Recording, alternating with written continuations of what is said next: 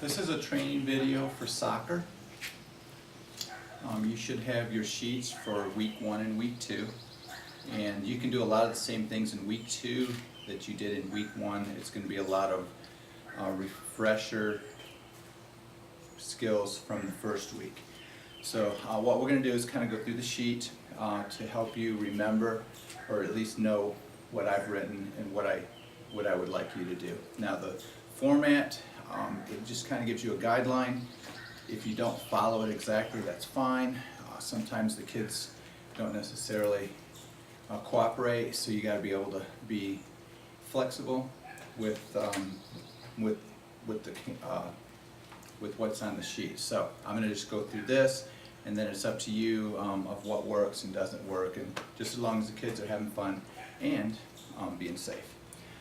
So we've got our soccer warm-up. Now the way we're going to do the soccer warm-up is basically you've got soccer skills, and this is just to get them moving. So what we do is we pretend to kick. You want to do both sides. This is just part of your warm-up. Kicking, of course they have to run around and then kick the ball. It's kind of hard to pretend dribble, but you kick right leg and left leg.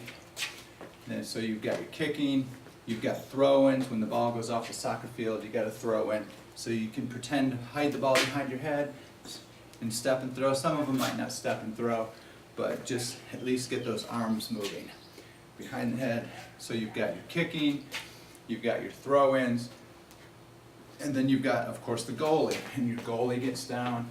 Now he gets down, he's the only one that can use his hands, and he catches the ball and he punts it. So you get down, keep your feet moving, you're the goalie, you catch the ball and you punt it. Try right and left side. So that's the basic warm-up. Should only take 3 minutes, 5 minutes, but just get them moving, having fun, of course watching out for each other. You've got your exercises next. You can watch the video. If you're not sure what the exercises are, you can watch the other video of how to perform those exercises. So we're going to talk about the different parts of the foot that you can move a soccer ball. There's 6 different parts. Now, I'm being a bad example because I'm wearing sandals. We want the kids to be wearing shoes.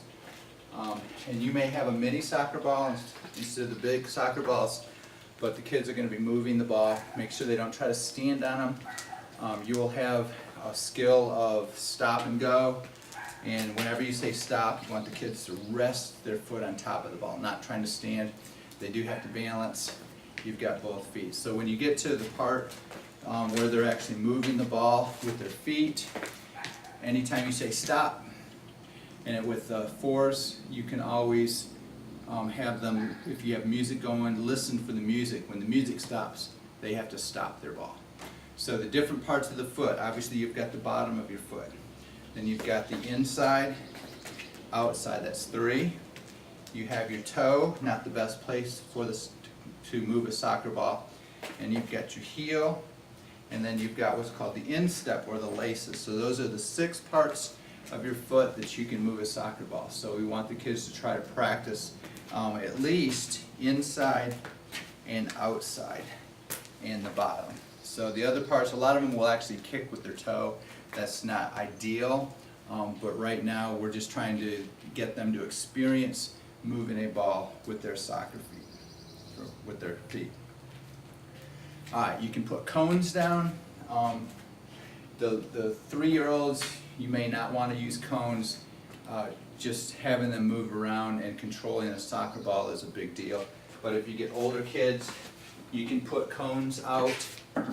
Probably not these big of cones, but they'll have cones, and all you're going to do is have them practice moving it. You can have them stop, change directions. Sometimes they'll stop, maybe they can use their heel, but trying to go between the cones without touching the ball. Alright, so that's with the cones. Now you can also, when you give them a command shoot, practicing kicking a ball. Ideally they would kick with the inside of their foot. You can show them how you would like them to do it, but the biggest thing is just trying to kick the ball and hit the cone. If the cone doesn't fall over, that's fine, just as long as they're able to hit the cone with the ball. So that's pretty much it for the class, the first class. Moving the ball with their feet, moving around cones, kicking the ball and trying to hit cones. The next class you can actually, you're going to try to shoot goals, where you would have you can put cones out, or you'll have a soccer goal, and I'll have already shown you how to open this and close it. You can have the goal that's a little bit harder, maybe more advanced, but the biggest thing is you can have the kids kicking and also a throw-in.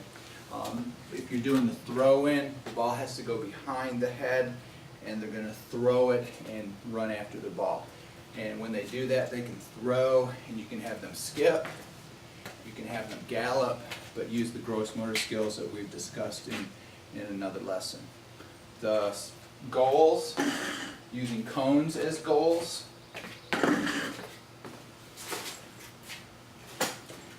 You're going to have them, depending on your space, you'll have the cones about halfway in your space, and they're just going to kick and run after the ball and then stop it. And then wherever they are, they're going to do the same thing coming back.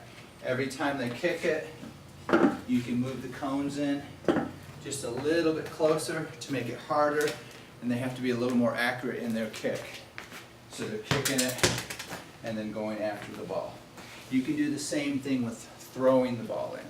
So they can throw the ball, try to keep it between the cones, and then hop, skip, gallop, run after the ball. So that's pretty much it for the soccer lesson.